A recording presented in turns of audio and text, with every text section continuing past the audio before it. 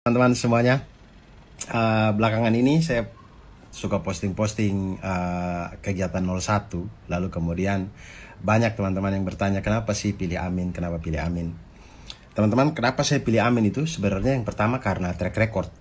Dan track record ini tidak bisa dibohongi teman-teman. Teman-teman bisa cari, tidak bisa dibohongi dengan narasi, dengan potongan-potongan video dan segala macam. Teman-teman bisa googling sendiri, dia tercatat, dia ada di internet gitu. Jadi teman-teman bisa lihat bagaimana 23 janjinya Pak Anies Baswedan di DKI Jakarta, kemudian itu dia kerjakan.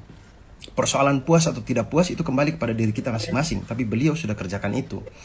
Dan saya walaupun bukan warga DKI ya, saya orang Depok, tapi saya merasakan bagaimana transportasi itu terintegrasi dengan baik di zamannya Pak Anies gitu. Jadi saya bisa merasakan kerjanya beliau di DKI Jakarta. Lalu yang berikutnya, kenapa saya pilih Amin? Karena saya jujur, saya jatuh cinta dengan cara kampanyenya Pak Anies Baswedan ini. Teman-teman bayangkan ya, kita itu sudah melalui banyak sekali pemilu gitu, kemudian sering sekali kita disuguhi dengan model kampanye yang usang gitu, model kampanye yang monolog satu arah, yang kita dikumpulkan di suatu lapangan, di ruangan atau di mana gitu, kemudian terjadilah monolog satu arah, orasi dari politisi A, kemudian diganti politisi B, politisi C, politisi D, kemudian diselingi dengan bagi-bagi hadiah, habis itu joget bersama, kemudian kita pulang. Sampai di rumah, kita tidak ingat apa yang dibicarakan tadi. Kepala kita kosong. Kenapa kosong? Karena kita juga tahu itu kampanye yang mereka saja bicara. Jadi kita datang juga cuma bawa diri saja sudah, dengan atribut kampanye apa segala macam. Pulang-pulang yang sudah begitu saja. Dan itu terjadi dari pemilu yang satu ke pemilu yang lain, baik di tingkat nasional maupun di tingkat daerah. Berlangsung terus-menerus seperti itu, sampai kita di mana berada di pemilu yang lingkungannya itu tidak berubah, sama saja begitu, sama saja terus begitu. Sampai kayaknya kita tuh jauh sekali dari cita-cita reformasi gitu, demokrasi yang sehat, jauh sekali gitu. Lalu sekarang muncul orang ini, Anies Rashid Baswedan, dengan kampanyenya Desak Anies ini. Dia bikin kampanye dua arah, dialog. Kita di sana itu kita boleh bertanya, kritik, saran. Dia buka kesempatan seluas-luasnya gitu, selebar-lebarnya untuk kritik, saran, pertanyaan, tanggapan, segala macam. Bahkan buat teman-teman yang meragukan kinerjanya beliau di DKI, teman-teman ke sana dan bertanya, dan beliau akan jawab gitu. Dia tidak lari. Kenapa dia tidak lari? Kenapa dia bisa jawab? Ya karena dia kerjakan. Dan teman-teman pasti pernah lihat bagaimana seorang pemimpin ditanya apa, kemudian melipir gitu. Kenapa dia melipir? Karena dia tidak punya jawaban. Kenapa dia tidak punya jawaban?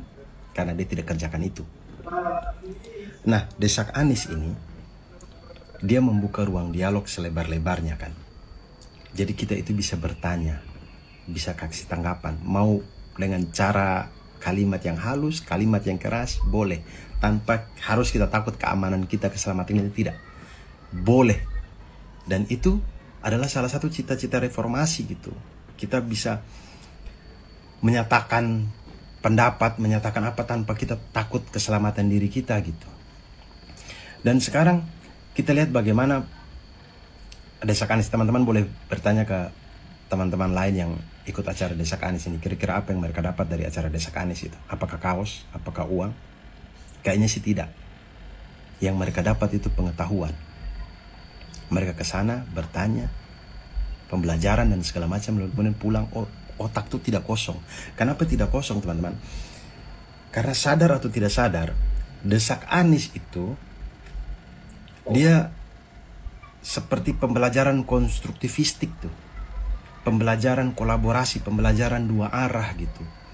Kalau teman-teman lihat Desak Anies itu dasarnya acara itu bisa berjalan itu dari tanggapan atau pertanyaan. Kalau tidak ada tanggapan atau tidak ada pertanyaan, itu acara 10 menit selesai. Tapi karena dia ada tanggapan dan pertanyaan, kemudian acaranya bisa panjang gitu. Dan itulah pembelajaran konstruktivistik. Orang datang, kalau di dalam kelas itu siswa datang karena punya permasalahan gitu, kemudian dipecahkan bersama, kolaborasi di dalam kelas. Nah, Desak Anies itu sama tuh. Orang datang karena punya permasalahan, punya pertanyaan. Jadi orang yang datang itu menyiapkan pertanyaan. Pertanyaannya ini dapatnya dari mana? Ya dari baca. Kita baca, kita gali informasi. Ada yang kita tidak paham, kemudian jadilah pertanyaan. Itulah kenapa orang yang datang, kenapa desak Anies itu tidak bikin kepala kita kosong. Pasti kepala kita ada isi. Karena dari awal pun kita datang ke acara itu, kepala kita sudah diisi dengan pembelajaran mandiri kita di tempat kita masing-masing gitu. Ditambah lagi dengan kolaborasi di acara itu, jadi tambah berpengetahuan gitu. Bayangkan sekarang kalau model kampanye seperti ini dilakukan oleh banyak sekali politisi, banyak sekali partai gitu. Maka bukan tidak mungkin kita akan mencapai suatu titik di mana pemilu Indonesia itu suara orang tidak bisa lagi dibayar. Tidak bisa lagi dibayar. Karena ketika ada orang mau bayar kita, itu sama saja dengan dia melecehkan analisis berpikir kita.